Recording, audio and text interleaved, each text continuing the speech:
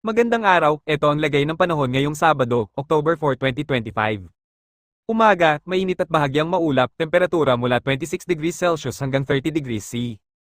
Hapon hanggang gabi, may tsansa ng ulan at pagkulog dahil sa epekto ng Severe Tropical Storm Paulo, MATMO.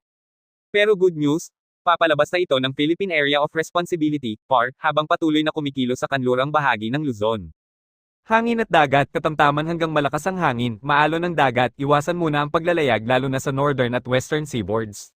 UV index, mataas pa rin sa tanghali, kaya magdala ng payong o proteksyon sa balat. Paalala, may nakataas na extreme flood advisory sa Cagayan Valley, mag-ingat sa posibleng pagbaha lalo na sa mga mabababang lugar at malapit sa ilog. Reminder, manatiling nakatutok sa mga anunsyo ng Pag-asa at lokal na DRRMC, ingat po palagi at magdasal para sa kaligtasan ng lahat.